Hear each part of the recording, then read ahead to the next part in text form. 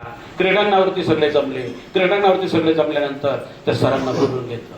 Sir एकटेचे, विद्यार्थी किती आहे? 200 ते 300 विद्यार्थी सगळे एकत्र आले. सगळे एकत्र आल्यानंतर म्हणले, बोला सर, काल वर्गात तुम्ही जे बोलला ना ते आता आमच्या समोर बोलून दाखवा. ते म्हणले, बोलतो. शांतपणे बोलू लागले, नापास होणं सर्वात अवघड आणि पास होणं सर्वात सोपं. ते म्हणले, ते कसं? जाऊ द्या, आता तुम्ही म्हणताना मला बोलायचं, तुम्ही सर बोला, आम्ही तुमचं ऐकू. पण ते कसं? ते म्हणले, अगदी सोपं. विचार न करता समाजात पुढे पुसते द्या बरं का. आता तुम्ही विचार न करता समाजात काही बोलणं झालं नापास वय किती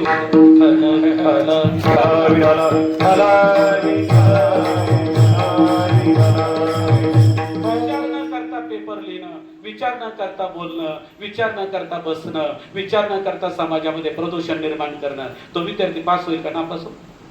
नापास ना. मग वय किती होऊ दे ना, वय किती जरी झालं तरी तो नापास झाल्याशिवाय राहत नाही. आणि विचार केला तर विचारा वाचून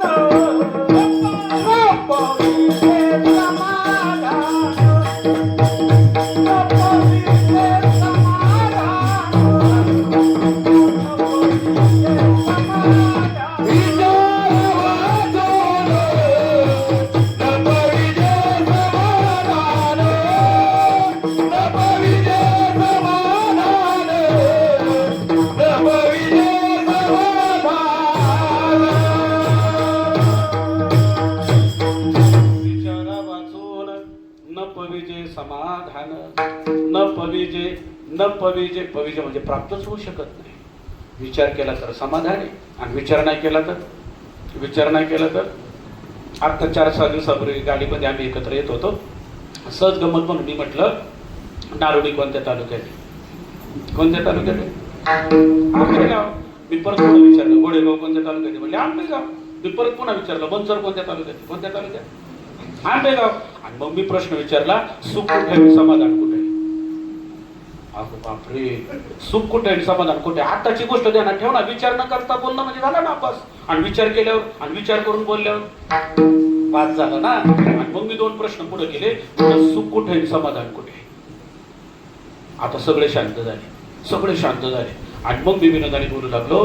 म्हटलं, मी गुरुजींचं चिंतन ऐकलंय, कष्ट केले तर सुख मिळतं आणि विचार केला तर समाधान मिळतं. कष्ट केले तर. आणि मग पुन्हा प्रश्न मी त्यांना म्हणलं, विचारा ना मला, कष्टाचं साधन काय? ते म्हणले, ते मला विचारतात, मग कष्टाचं साधन काय? मग मी त्यांना सांगितलं, शरीर. कष्टाचं साधन काय? शरीर जर नसेल तर कष्ट करता येणार नाही. आणि कष्टाच्या मोबदल्यात काय मिळतं? सुख मिळतं. शिनवलेल्या बँकेमध्ये मला एक साहेब म्हटले, झोप चांगली आली पाहिजे का पैसे जास्त पाहिजे? तुम्ही ऐकताय ना? झोप चांगली आली पाहिजे का पैसे जास्त पाहिजे? बापरे, असं विचारलं मला बँकेतल्या साहेबांनी. म्हणले, मग आमची बँक अशी का झोप चांगली येते? विठ्ठल विठ्ठल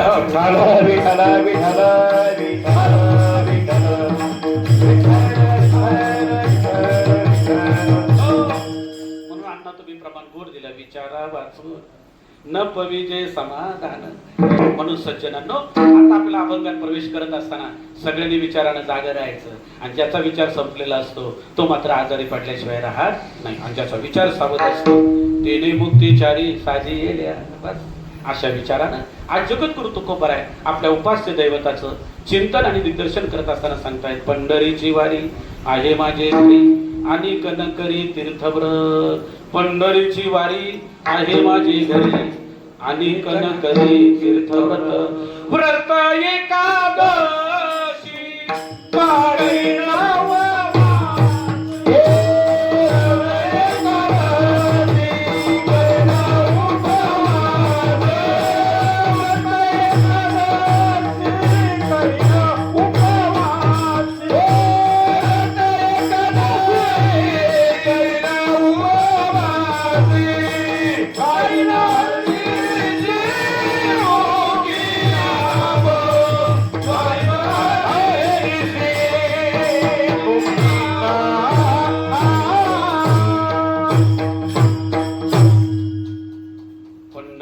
वारी आहे माझे घरी आणि कनकरी तीर्थव्रत.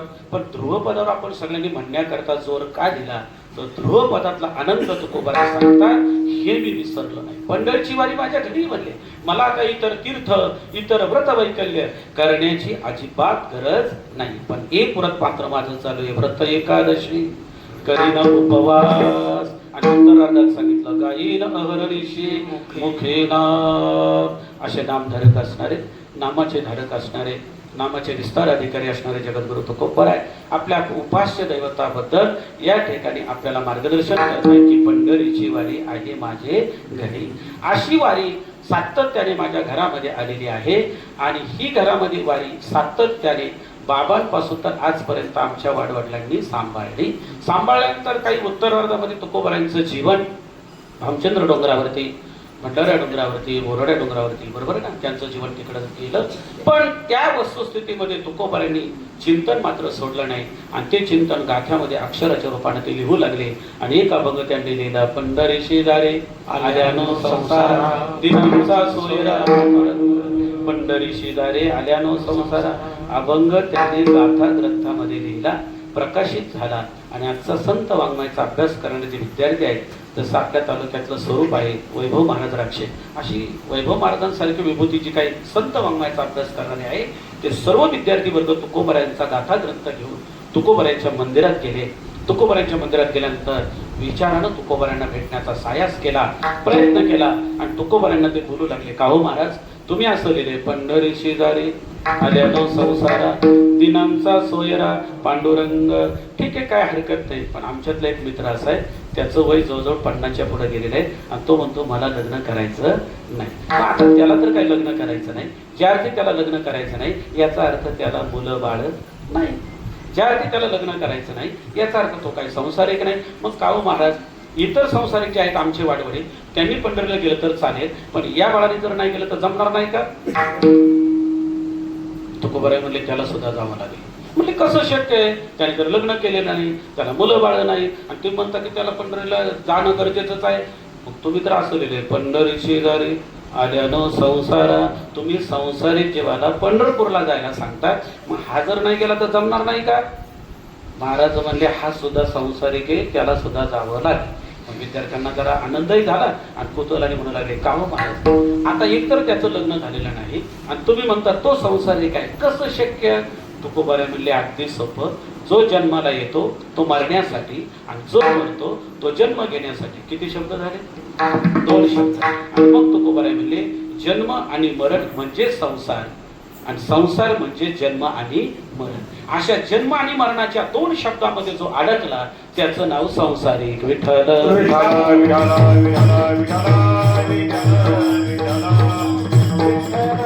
म्हटलं बरं का विद्यार्थ्यांना. आज असं आहे सज्जनांनो, काही गोष्टी जर जाणून घेतल्या आणि जाणून घेत असताना जर त्या आत्मसात करत असताना जर बुद्धीला आवडल्या, विचाराने जर त्या आपल्याला पटल्या, तर मनुष्य कधी विसरू शकत नाही. ते विद्यार्थी इतके शांत झाले, म्हटले महाराज खरंच तुमचं अलौकिक बुद्धीचं असं स्वरूप आहे. तुम्ही संसाराची व्याख्या किती गोड मांडली. संसार म्हणजेच जन्म आणि मरण, जन्म मरण म्हणजे संसार, आणि संसार म्हणजे जन्म मरण. आम्हाला व्याख्या आवडली. आता आमचा निर्णय झाला, आम्ही सुद्धा कधीतरी पंढरीची वारी करू, पंढरीला जाऊ. पण का हो महाराज, बघा बरं का कोण कोणाशी बोलत आहे, तो विद्यार्थी वर्ग तुकोबारायांशी बोलतोय. का हो महाराज तुम्हाला काही वारीचा अनुभव? बापरे काय गोड प्रश्न आहे हो, नाही का? एखादे शिक्षक जर गुटखा खात असतील, तंबाखू खात असतील, आणि जर विद्यार्थी म्हणला का हो का हो का हो, आता पुढचं बोलू का? विठ्ठल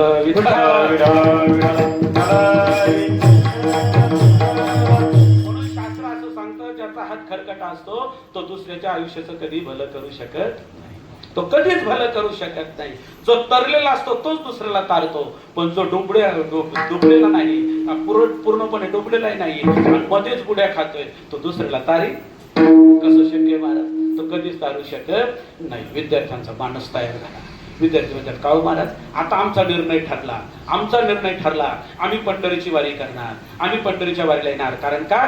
तुमचं चरण फार बुडालेले आहे. तुका म्हणे आल्या जन्माचे सार्थक, विठ्ठलची एक देखलिया.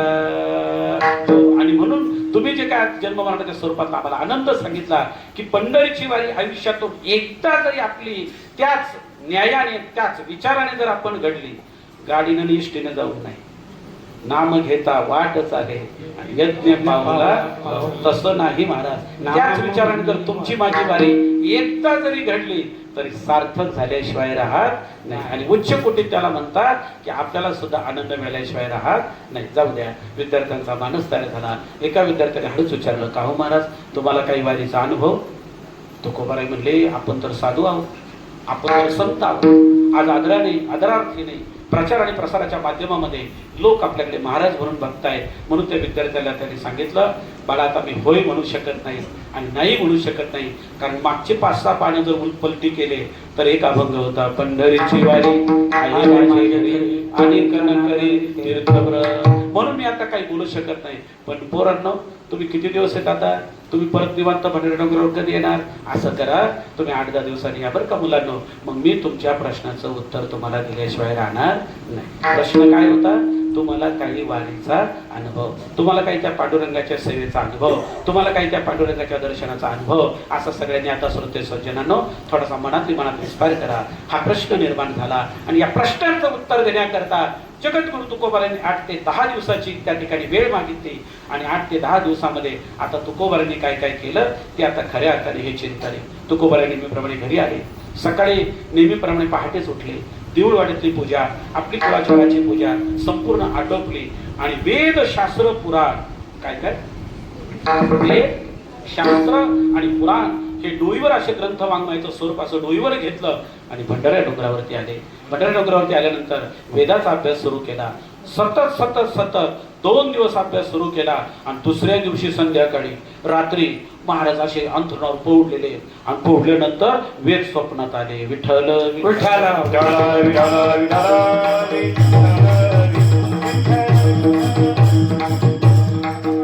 कानाकोपऱ्यापर्यंतच्या जनसमुदायापर्यंत माझा एक प्रश्न आहे, स्वप्न कधी पडतं? निद्रे झोपल्यावर. चुकीचं आहे, चुकीचं बोलू नका. म्हणून विद्यार्थी वर्ग आपलं काही ऐकू शकत नाही. झोपल्या पुढे स्वप्न पडतं का? झोप हे गरीबाचं सराय आहे. महाराज, आता इथून पुढे आपण 2 तास करून आपण झोप घेतली पाहिजे, नाही तर शुगरचा प्रभाव इतका विचित्र आहे. जर झोप अपूर्ण राहिली आणि जागरण जर सतत वाढलं तर ती शुगर सारखी वस्तुस्थिती, वय किती असू द्या, लहान असू नाही तर मोठा असो, पण ते ग्लुकोजचं जे सर्क्युलेशन आहे ते क्लिअर होऊ शकत नाही. आता माझा विस्तार ऐका.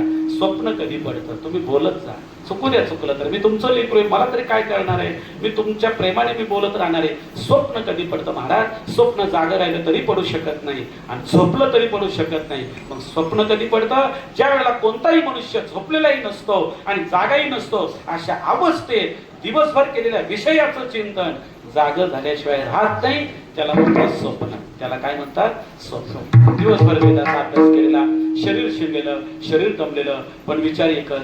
सर्वसामान्य विद्यार्थ्यांनी मला विचारावं, तुम्हाला काही वारीचा अनुभव? आता तो अनुभव सांगण्याकरता मी काय करू? म्हणून वेदाचा आधार घेण्याकरता, वेदाचा पुरावा आपल्याला मिळवण्याकरता वेदाचा अभ्यास सुरू केला. वेद स्वप्नात आले आणि वेदाने तुकोबारायांना उठवलं. तुकोबारायांना उठवल्यानंतर तुकोबाराय म्हणले, माझ्या आत्मस्वरूप स्थितीची प्राप्ती मला मिळवण्याकरता मी पंढरीची वारी आणि पांडुरंगाची सेवा फक्त देऊळवाड्यातली करतोय. वाडवडिलांच्या इष्टिकेवर वारकरी संप्रदायाचं स्वरूप जतन आणि संवर्धना करता मी आरूढ झालेला आहे देवा. पण तुमची वारी मी अजून केलेली नाही. वारीबद्दल वेदशास्त्राला विचारलं, वेदाला विचारलं, तुमचं काय मत आहे? तेव्हा वेदाने सांगितलं, वेद अनंत बोलला, अर्थ तुकाची साधिला, विठोबाशी शरण जावे, निज निष्ठा नाम घ्यावे. पहिला पुरावा मिळाला बरं का 8:10. कोणता मिळाला? वेदाचा. चिंतन चांगलं ऐका, चिंतन चांगलं ऐका सज्जनांनो. कारण हल्लीच्या प्रदूषणामध्ये याच्यावर मात करण्याकरता डॉक्टरांकडे जाण्याची गरज नाही, पैसे खर्च करण्याची गरज नाही. तूच आहे तुझ्या जीवनाचा चिंतन आहे का महाराज? वेद अनंत बोलला. अनंत म्हणजे वेदाचं वाङ्मय जर पाहिलं तर यजुर्वेद, ऋग्वेद, अथर्ववेद, सामवेद, काय वेदाचं वाङ्मय महाराज. वेद वाचता येत नाही, वेद शिकावे लागतात. अण्णा बरोबर आहे ना? वेद वाचता येत नाही महाराज, वेद शिकावे लागतात. बरं, वेद शिकल्यानंतर त्या वेदाचा अर्थाचा समन्वय जगाला मांडण्याकरता शास्त्रीजी व्हावं लागतं. काय व्हावं लागतं? हे पदवी आजच्या प्रदूषणाच्या पदवी मी कशाला इथं सांगू? आमकेचार्य, तमकेचार्य, नामकेचार्य, काय ते चार्य चार्य चार्य. अरे जो तिथे प्रिंट करतोय त्यालाच कळतंय तर दुसऱ्याला काय करणार आहे? जाऊ द्या. दुर्लभी ही आनंदाची स्थिती महाराज. हो, समन्वय लावण्याकरता शास्त्रीची व्हावं लागतं, पंडित व्हावं लागतं, वेदांताचार्य व्हावं लागतं. अशा पदव्या आहेत महाराज. जाऊ द्या, मला एवढं सखोल जायचं नाही. पण वेद म्हणतो अनंत बोलला, पण अर्थ एकच कोणता? विठोबासी शरण घ्यावी, विठोबाची शरण घ्यावी.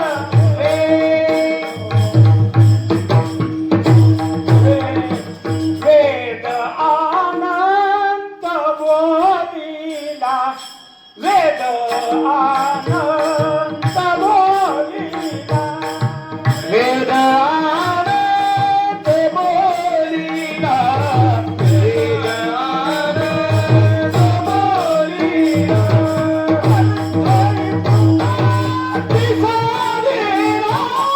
हरी हरी तुका दिसावेला, विठोबाची शरण घ्यावी, विठोबाची शरण घ्यावी, विठोबाची शरण घ्यावी.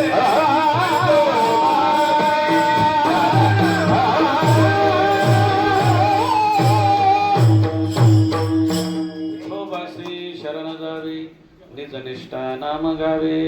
पूर्वार्धातून अण्णांनी प्रमाण घेतलं, कारण वेदानंद बोलला, अर्थ तुकाची साधला, आणि मग ध्रुव परपर्यंत आपण पोहोचलो. विठोबासी शरण जावे. बापरे, 8:12 झाले आणि आधार तुकोबाऱ्यांना चांगला मिळाला. विठोबासी शरण जावे. कोणी सांगितलं? वेदाने. कुणाला सांगितलं? महाराजांना. म्हणून विचार जिथे घेतला जातो त्याला परमार्थ म्हणतात, आणि विचारा वाचून प्रवास होतो त्याला संसार म्हणतात. विठ्ठल विठ्ठल विठ्ठल विठ्ठल विठ्ठल. आता आपल्याला सगळ्यांना लवकर लवकर जायचंय, कारण प्रवास खूप आपल्याला करायचा आहे. पहिला पुरावा मिळाला कशाचा? वेदाचा. विठोबाशी शरण जावे. बस, भगवान परमात्म्याला शरण जावं, भगवान परमात्म्याला भेटायला जावं, आणि सतत सतत त्याचं चिंतन करावं. वेदाने सांगितलं. शास्त्र काय म्हणतंय? पुन्हा शास्त्राचा विचार 2 दिवस अभ्यासाकरता घेतला. शास्त्राचे प्रकार अनेक आहेत, पण आपण जर पाहिलं तर 6 शास्त्र नाही का, 18 पुराण आणि 4 वेद, अशा विचारानं आपण पुढे जाऊ. शास्त्राचा अभ्यास करत असताना, शास्त्राने सुद्धा आधार देत असताना, शास्त्राचा आधार फार गोड आहे महाराज. शास्त्राचा आधार असा आहे, सर्वोत्तम तीर्थ क्षेत्र आणि देव, शास्त्राने हा निवडलेला. हो, सर्वोत्तम तीर्थ, सर्वात पवित्र आणि उत्तम तीर्थ जर कोणतं असेल, तीर्थ देव आणि क्षेत्र जर कोणतं असेल, तर तेवढ्या करता एक युक्तिवाद सांगतो. 90% मार्क्स एका विद्यार्थ्याला मिळाले. अगदी 12वीला सुद्धा चांगले मार्क्स पडले. नंतर तो डिग्री झाला. डिग्री झाल्यानंतर क्लास 1 ऑफिसरचं स्वप्न पूर्णत्वात आलं, आणि इंटरव्ह्यू करता साहेबांपुढे गेला. साहेबांपुढे गेल्यानंतर त्याच्या अगोदर 10-12 विद्यार्थी इंटरव्ह्यू देऊन बाहेर आलेले होते. बाहेर आलेले विद्यार्थ्याच्या ग्रुपने चर्चा करत होते. हा विद्यार्थ्याचा 13वा नंबर असल्यामुळे हा आतमध्ये गेला. गेल्यानंतर साहेबांनी पहिला प्रश्न विचारला, बोला तुमचं नाव काय? बाळा तुझं नाव काय? त्याने नाव सांगितलं, पत्ता सांगितला, आणि पत्ता सांगितल्यानंतर एक युक्तिवाद म्हणून साहेबांनी प्रश्न विचारला, तुझा देश कोणता? त्यावेळेस त्यांनी सांगितलं भारत देश. भारत देशातलं राष्ट्र कोणतं? त्यावेळेस त्यांनी सांगितलं महाराष्ट्र. आणि मग सुंदर प्रश्न आहे, आता ऐका. या महाराष्ट्र राज्यामध्ये, साहेब काय बोलतात पुढचा ऐका, या महाराष्ट्र राज्यामध्ये सर्वात पवित्र देव कोणता? झोपू नका बरं का, आता झोपू नका म्हणजे डोळ्याने नाही, विचाराने जर तुम्ही झोपले ना तर उद्या लगेच आपलं मग काय होतंय, आपलं म्हणणं कोणी ऐकणार नाही. सज्जनांनो, कोणी ऐकू शकत नाही महाराज. तुम्हाला वाटतं का ते शरीराने जरी लांब असले तरी ते मनाने आपल्या जवळ आहेत महाराज? ते विचाराने आपली नेहमी परीक्षा पाहत असतात. मला सांगा, पहिला प्रश्न, या महाराष्ट्र राज्यामध्ये सर्वात पवित्र देव कोणता? दुसरा प्रश्न, या महाराष्ट्र राज्यामध्ये सर्वात पवित्र तीर्थ कोणतं? आणि या महाराष्ट्र राज्यामध्ये सर्वात पवित्र क्षेत्र कोणतं? किती प्रश्न झाले? 3. सर्वात पवित्र देव, पवित्र तीर्थ आणि पवित्र क्षेत्र. तो विद्यार्थी काहीच बोलला नाही, शांत उभा राहिला, आणि तो विद्यार्थी बाहेर आला. साहेब म्हणले आता जा. 14 विद्यार्थी आत गेला, 13 विद्यार्थी बाहेर आला, आणि त्या 10-12 विद्यार्थ्यांनी याला गोळका घातला. म्हणले काय रे काय रे, काय काय विचारलं रे? तो म्हणला असं असं विचारलं, या महाराष्ट्र राज्यामध्ये सर्वात पवित्र देव कोणता, सर्वात पवित्र तीर्थ कोणतं, आणि सर्वात पवित्र क्षेत्र कोणतं? म्हणले मग तू काय काय नाही बोलला? तो म्हणला मी गुंजाळवाडीचा आहे. विठ्ठल विठ्ठल.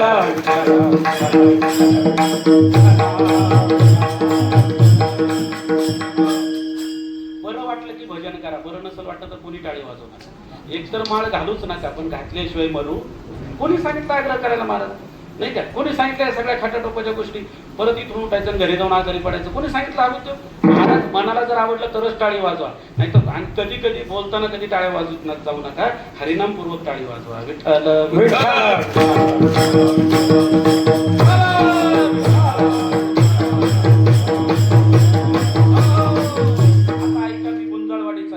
विद्यार्थी.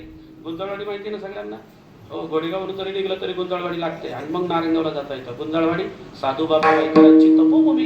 डेरे बाबांचं आणि साधूबाबांचं जीवन या संप्रदायाच्या प्रचारार्थ आणि प्रसारार्थ ढवळून काढण्याचा प्रयत्न ज्यांनी आटोकाट केला आणि शेवटचा असणारा हा शारीरिक देह ज्यांनी गावाला समर्पित केला ते बाबा वाईकर बाबा, त्यांची तपोभूमी गुंजाळवाडी. चला आता त्या मंदिरात गेलो, किती देव येतो? 17 ते 18 देव आहेत. मी सुद्धा मोजले. मग कोणता देव मोठा आणि कोणता देव छोटा? चुकीचं आहे का नाही? आता तिथे विठ्ठलपंत रुक्मिणीचं स्वरूप आहे, तिथे गणपती बाप्पा आहे, तिथे जगदंबा माता आहे, तिथे भगवान दत्तात्रयाचं चरण कमल आहे, तिथे मुक्तादेवीचं स्वरूप आहे. मग कोणता मोठा आणि कोणता लहान? नाही का? आपलं विनोदाने बोलायचं म्हटलं तर मोठ्या बाबा कोणता, लहान बाबा कोणता? हा त्या मुलाच्या मनात प्रश्न निर्माण झाला. अरे म्हणले पोरांनो, मी गुंजाळवाडीचा आहे, कोणत्या देवाला मी मोठा म्हणू आणि कोणत्या देवाला मी लहान म्हणू? हे चुकीचं होईल म्हणून मी काहीच बोललो नाही. तुकोबारायच्या विद्यार्थ्यांना जवळ घेतात. तुकोबाराय म्हणतात, उदंड पाहिले उदंड ऐके, उदंड वरविले जगमैले,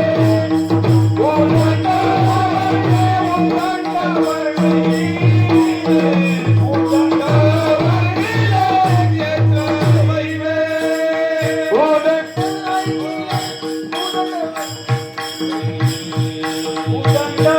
वरविले, उदंड वरविले जगमैले, उदंड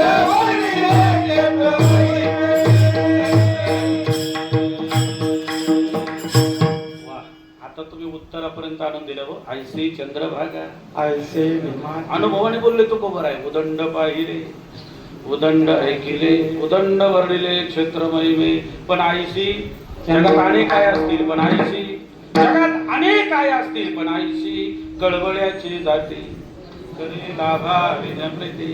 जगात अनेक नद्या असतील, पण आईशी चंद्रभागा ऐसे विमाते आणि ऐसा विटेवर देवकोठे. पहिल्या प्रश्नाचं उत्तर आहे सोलापूर जिल्ह्यातलं पंढरपूर सारखं क्षेत्र, चंद्रभागेसारखं तीर्थ आणि विटेवरती उभा असणारा की जो स्वतःहून आपल्या वाटचाली करता, आपल्या जीवाच्या उद्धाराकरता सत्ययुगात स्वतःहून भेटण्याकरता गेलेल्यांना सुद्धा भेटला नाही. तुका मनी निधी आणि कांची हाती वैसला तो चित्ते निवडिना.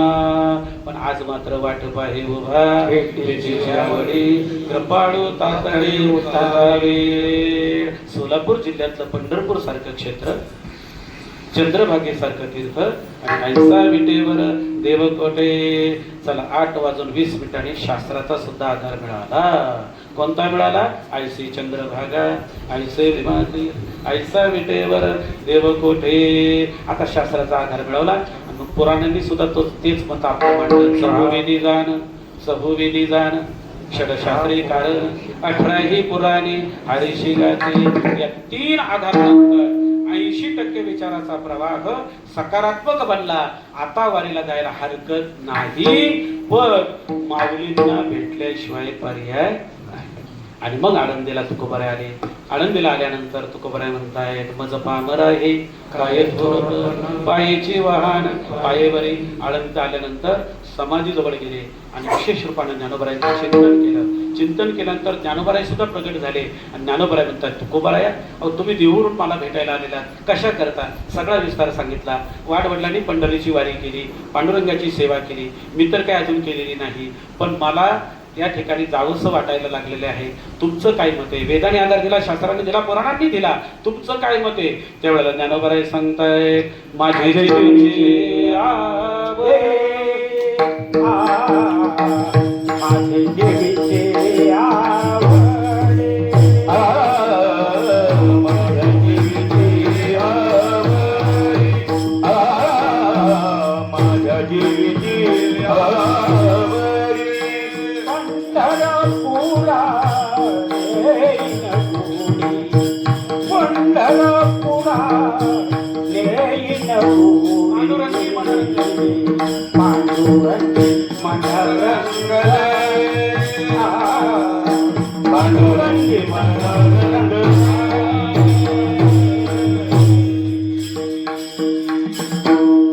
माझे जीवीची म्हणणारे ज्ञानोबा ऐको. माझे जीवीची आवडी पंढरपुरा नेईन गुढी. पांडुरंगी मनरंगली गोविंदाची गोडी वेदरे. वेद शास्त्र पुराण ज्ञानोबरायांचं मत अजून मला पाचवं बोट मिटवायचंय बरं का. वेद शास्त्र पुराण आणि ज्ञानोबरायांचं मत आजमावल्यानंतर आता मात्र जगद्गुरु तुकोबराय म्हणतात सर्वांनीच मला वारीबद्दल आणि पांडुरंगाच्या सेवेबद्दल आधार दिला, पण अनुभवाला किंमत आहे. कशाला किंमत आहे? अनुभवाला. सगळेच म्हणतात साखर गोड आहे, साखर गोड आहे. आत्याबाई कळेल केव्हा? बोला ताई, खाल्ल्याशिवाय कळेल का? नाही. कोणी खाल्ल्यावर? स्वतः. उशीर लागू द्या, पण चांगला ऐकून घ्या. उशीर स्वतः खाल्ल्याशिवाय साखर गोड आहे हे कळणार नाही. त्याला अध्यात्मशास्त्रामध्ये स्वात्मानुभव म्हणतात. कोणता अनुभव म्हणतात? स्वतःला आलेला अनुभव. मग जगद्गुरु तुकोबराय 350 वर्षापूर्वी वारीच्या वाटचाली करता निघाले. निघाल्यानंतर नाम घेता वाट चाले यज्ञ पाहुला पाहुले. मला वाटतं आता तुमच्या डोळ्यापुढे चित्र आलं असेल. पुणे शहरामध्ये 2 दिवस मुक्काम आणला, बरोबर ना? आणि नंतरची वाटचाल 40 किलोमीटर, बरोबर ना? शिवाय दिवे घाट ओलांडायचा आहे. दिवे घाट ओलांडल्यानंतर सोपान काकांच्या दर्शनाला सासवड. मग आता सासवड ते पुणा किंवा पुणा ते सासवड किती अंतर? मी काय अजून गेलो नाही बरं का, तुम्ही मला घेऊन जा नंतर. पण जवळजवळ 40 बरोबर आहे ना? 45 होतो. ठीक आहे. संतोष महाराजांनी 5 वाढवले, बरोबर आहे. म्हणायला काय हरकत आहे? 40 ते 45 बरोबर आहे. तेवढ्याच तोला मला बोललं पाहिजे. विठाला विठाला विठाला 38 ते 40 किलोमीटर आहे. 38 ते 40 किलोमीटर आहे. नंतर पुणे जिल्हा महाराजांनी ओलांडला. सातारा जिल्ह्याची बाउंड्री आणि सोलापूर जिल्ह्याची बाउंड्री आल्यानंतर या दोन्हींच्या सीमेलगत माळशिरस नावाचं गाव, बरोबर? त्या माळशिरस गावामध्ये सप्तमी अष्टमीच्या दरम्यान महाराजांचा मुक्काम. संध्याकाळची वेळ, अंधारी रात्र. आणि अंधारी रात्र झाल्यानंतर शिरलेले दमलेले जगद्गुरु तुकोबराय आपल्या नामचिंतनामध्ये त्या गावात असणाऱ्या मारुतीच्या मंदिरामध्ये गेले. आणि मंदिरात गेल्यानंतर गाभाऱ्यासमोर गेले. मारुतीरायांची मूर्त अशी समोर आहे आणि गाभाऱ्या समोर असणाऱ्या यज्ञ मंडपामध्ये बसले. आणि बसल्यानंतर मारुतीरायांना सुद्धा ते विठ्ठलाच्या रूपानं पाहू लागले. बोलावा विठ्ठल, पाहावा विठ्ठल, करावा विठ्ठल, अशा पद्धतीने चिंतन करू लागले. गडबड अशी झाली सज्जनांनो. त्या दिवशी त्या गावची यात्रा होती. पण यात्रेचा पण म्हणले ऐका बरं का जरा, यात्रा होती पण त्या यात्रेचा पहिला दिवस होता. दुसऱ्या दिवशीची काहीच काळजी नव्हती, कारण 2.5 लाखाची तयारी होती. विठ्ठल विठ्ठल विठ्ठल.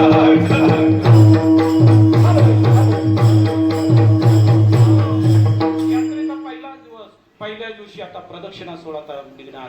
आपल्या गावच्या ग्रामदैवताची पालखीच्या स्वरूपामध्ये ग्रामदैवताची मिरवणूक निघणार. या वस्तुस्थितीमध्ये जुनी जाणकार मंडळी, ज्येष्ठ श्रेष्ठ वारकरी जनसमुदायामध्ये असणारी पाहुणे रावळे मंडळी त्या मंडपाच्या सभाभोवताली अशी सगळी बसलेली आहे. आमच्या तरुणांची धडपड चालू होती. आता या ठिकाणी पालखी सोहळा निघणार. पण पालखी सोहळा पुन्हा मंदिराकडे आल्यानंतर इथे काहीतरी कार्यक्रमाचं प्रयोजन असावं या विचारात तरुण मंडळी होती. तेवढ्यात एका जुन्या जाणकार बाबांनी काय केलं, ते म्हणले पोरांनो आता कसलाच काही विचार करू नका. आपलं भाग्य चांगलं आहे. पुणे जिल्ह्यातले देहू गावचे बाबा आपल्या गावाला आज पाहुणे म्हणून आलेले. आपण त्यांना कीर्तन करायला सांगू. विठ्ठल विठ्ठल.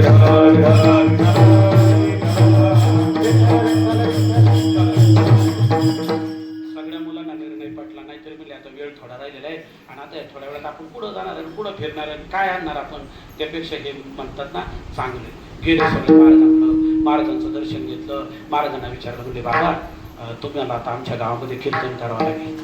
तुम्हाला आमच्या गावामध्ये कीर्तन करावं लागेल. म्हणजे वेळ काय? म्हणजे 9 ते 11. म्हणजे 9 ते 11 चालत. म्हणजे एक जण हळूच म्हणतो, बारी जोरात झाली पाहिजे. विठ्ठल काय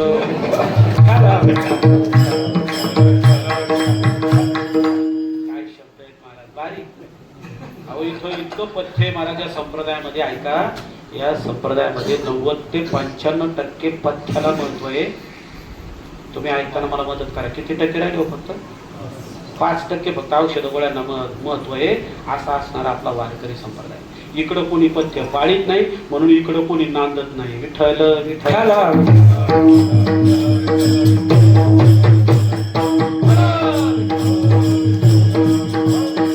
महाराजांनी सगळं ऐकून घेतलं. महाराज म्हणले ठीक आहे, काय हरकत नाही.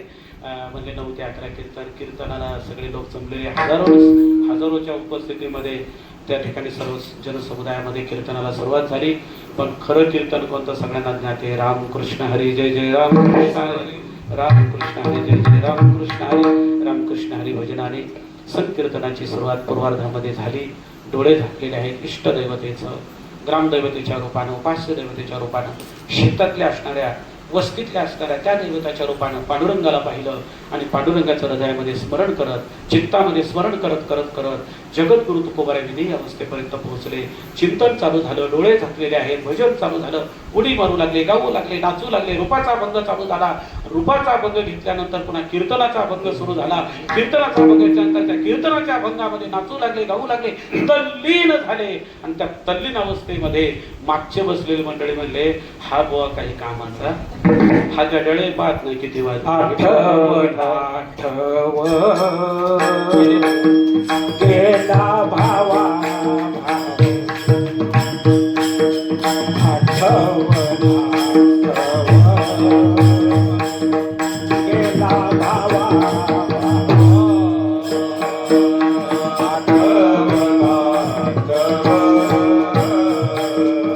गेला भावा